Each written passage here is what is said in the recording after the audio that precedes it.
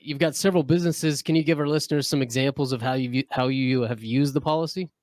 Yeah. Well, so not only do I have a policy, Katie, my wife, also has her own policy, and we supplement her policy. And so just recently, she wanted to buy a coffee shop. Coffee shop was for sale for I don't know $20,000. I think she negotiated down to $13,000. We pulled out a policy loan from her policy, bought the coffee shop and everything else. She ran the coffee shop, started making payments back, and got her 13,000 I think put back, and she was able to run the coffee shop for a year or two, and now she still has all the equipment because we just moved it to a different location.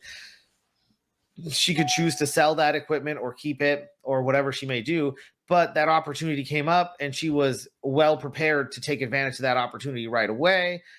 Typically, I think just recently what we did was, I was telling you in my class, we needed like $20,000 to start this little Prosper account. So where we were giving out $20 loans, and there's like a whole little technique in it. Someone else was teaching us that technique.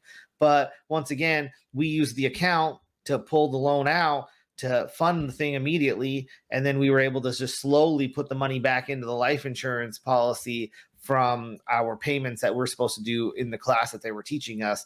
But at least it was there right away. Another thing we've typically done is I used it to buy equipment at my business. We just typically just bought some LED lighting at the cultivation. Instead of getting a loan or whatever, we just used the policy, pulled out a loan, started paying some payments back, and then we were able to make that happen. Yeah, I think I use it almost typically maybe once at least a month, where there's probably some kind of event coming up. I think, when we were investing in the Paradox Museum, which they just opened up here on the Strip in Las Vegas, I'm an owner of that Paradox Museum. The way we got the money out was the life insurance policy. I just pulled it out, and now they're giving us a dividend payment every month for when the museum is making money, and I'm just taking the dividend payment and putting it back into the policy. And so, just going back and forth, I use it like consistently all the time. Usually mostly for business or work related. I don't think I've ever done any too much on it with the personal stuff, because I'm not, I just don't know exactly how I'd pay it back personally. But typically it's usually to finance any kind of equipment, large purchases, small purchases, or any kind of new business purchase or investment that we're thinking about doing. What other ones have I just done recently that I feel like we've done?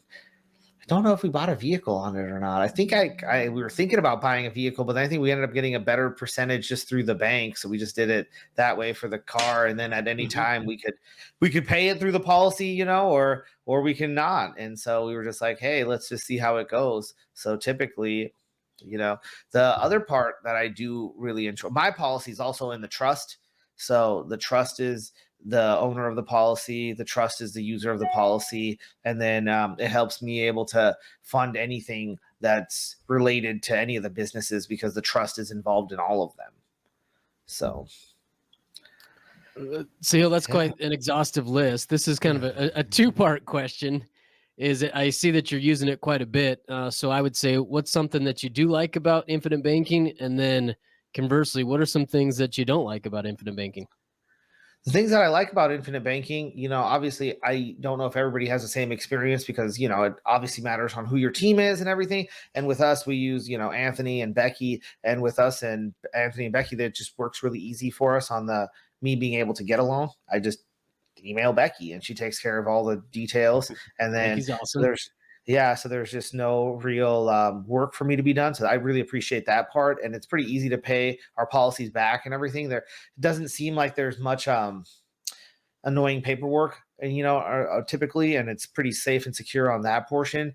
The few things that, I guess sometimes is just like getting everybody on the same page for infinite banking sometimes is difficult. I mean, like, okay, maybe your accountant doesn't understand it, or doesn't understand how to make it a write-off, or that you can typically take this and you don't have to pay taxes on it, and so you then and that also comes with knowing how to use your policy really well, or also knowing the details of infinite banking. So I think like there's a part of it where it's, you can give somebody the tools, but you also have to teach them how to use the tools. And then sometimes you also have to teach that person's team how to use the tools too, right? Because like everybody from like my secretary and everything, they now know but I've been using it for so long that people on my side of the team do know how to use it now. Typically, they'll be like, "Oh, Sahil, can't we just take a policy loan and buy that real quick?" I'm like, "Yeah, we probably can," And so they're getting better. At least all the people that are on my day-to-day team.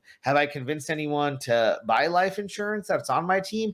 Not quite yet. I'm working it, but everyone just seems like they don't have enough capital, and I just feel like they just aren't visualizing it themselves. I feel like they are using that money in a way every day. And yeah, there's going to be a little bit of loss when you put it through the life insurance policy to get it activated. And, you're also going to be paying for those benefits and such. But, I think in my opinion, it's worth it to get it rerouted in there. And there's going to be a little bit of a annoyance maybe, and a little bit of a costs associated with it. Like some money is typically going to get moved out for having those features, but that's also what's going to be saving you with the death benefit later, right? And so those are the things that typically take time to build and can be a little frustrating at times, just because you're like, oh, I got to make that payment again. But what we did typically was I just had a loan out that was big enough on my company that the interest only payment now is large enough just to make the payment for my monthly payment on there. And we're just saying, hey, it's an interest only payment. And so we're making the payment that way through there. You want to see the entire episode? Click here. If you want to learn how investors use infinite banking to increase their returns and lower their taxes, click here. If you want to see if infinite banking is for you and you have some questions, hop on a discovery call with us and one of our coaches. The link for that will be in the description.